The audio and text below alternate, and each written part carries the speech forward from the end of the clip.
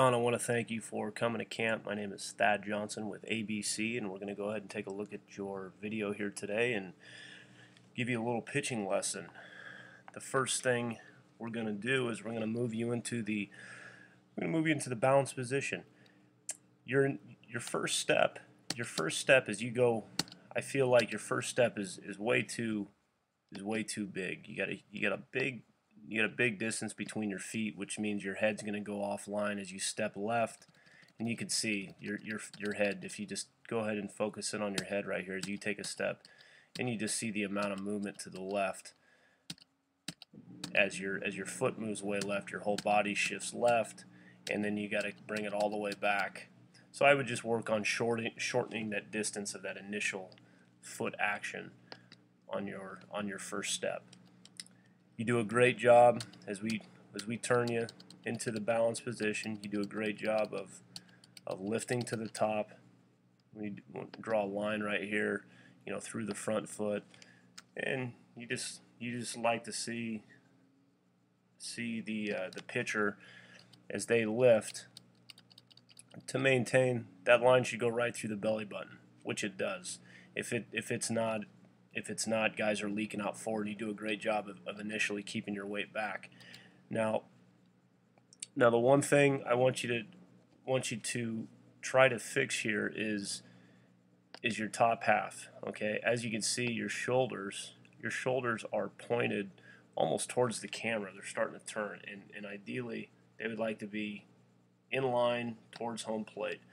Your hips can turn a little bit, that's fine, but the top half has to stay in line. I want you to think of your top half as a door, and every time you deliver a baseball or throw a baseball, you want to keep the top half, you want to keep that door closed as long as possible. Your brain, okay, you don't need to tell your brain to open up your top half to deliver a pitch. It's going to happen naturally, and by early rotating closed, you early rotate and you would keep this closed. What's going to happen is, because of equal but opposite body movements, for every movement there's going to be an equal and opposite body movement. That's what you have to think about, that force. So as you turn your shoulders in to start, John, they're going to want to open back up, okay? And as they open back up, what happens is you are not going to be able to stop them from opening up. I mean, they're going to keep opening up. You're going to stride offline. Your whole front side, you're going to lose it. You're going to have a big head snap through the delivery, and all of these things are going to become very, very visual to you here as we move you forward. So you got that early rotation on the top half. You just want to just stay in line towards the catcher and then keep the door closed. And you'll see it right here, what I'm talking about. Okay, so your whole front side now is going to want to rotate to try to get back in line, because you're extremely closed off right now. So now you're going to rotate to get just to get to where you want to be, which should be about right here. However, you can't stop yourself, and you can already see your head starts to head off towards the fence. Okay, your head's going to head off towards the fence. Your elbow's going to head off towards the fence, and with it, your glove is going to head off towards the fence.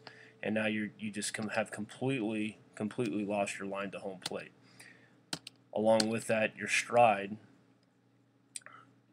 John, is no longer in line with home plate.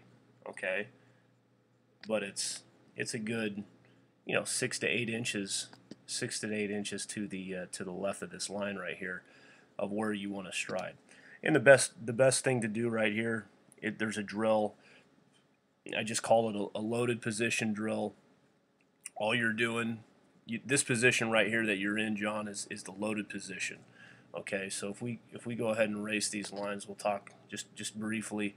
You want to put your feet on the ground. Okay, you want to have your feet in line with your target. This is a drill that you can do every single day while you're warming up. So your feet are going to be directly on that line. Your front foot is going to be opened up a little bit more than it is, so your toes facing the target. Your glove, okay, you're going to get your glove out away from your body a little bit at the loaded position, and you're going to get it in line with that front foot. So you want your glove in line with the front foot, out to this position right here. Okay, your weight is going to be back. You're going to have that baseball in your hand, and then your body action, you're just going to shift back, shift forward, and throw, keeping your glove in line with that front foot, and also keeping your shoulders and head level through this point. Okay, you want your shoulders and head level. And it's just a loaded position drill where you're just shifting your weight back and then forward as you release the baseball by keeping that glove out there by that front foot.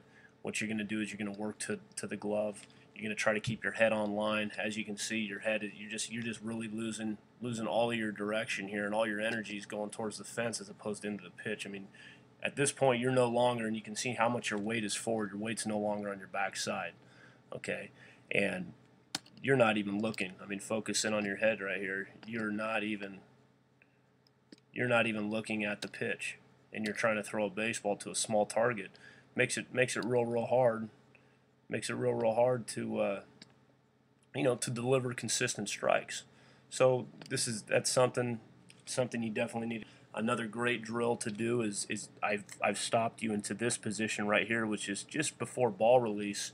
You're going to go into a 2-knee drill where your both feet are going to be, you're just standing facing a partner. You're going to go ahead and drop the 2 knees. Don't sit on your legs, but just come upright. Again, level shoulders, level head.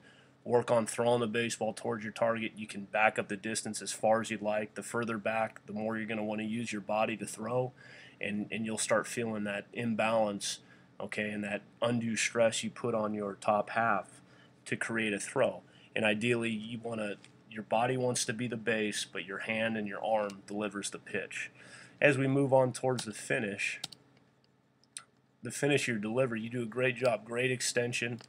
Okay, great extension. At this point, you look like you're in a pretty good spot until we forward it through a little bit to a couple other frames, and you just step through the pitch. Okay, as much as we talk about having a good solid balanced position at the front of the delivery, okay, we also like to have a nice solid balanced position at the end of the delivery. And when our guys that have a tough time balance at the end of the delivery, I just have them do a throw balance drill where they go ahead and they balance at the top and stop, just hold it for 3 seconds. They throw the baseball, and then they stop. They stop in this position right here and just really try to just hold on to that balance at the end of the delivery. Balance, throw balance. It's a great drill. It's a great drill to use to just feel your body work. You have to control your entire delivery. You slow it back. You slow it down to about a 50% clip, and it'll definitely help you to control all your body parts. Your brain is going to start feeling your body work, and ultimately it's just going to make you a better pitcher. So, John, I want to thank you for coming to camp today. I hope you learned a little bit here with me. I look forward to seeing you out there again sometime soon.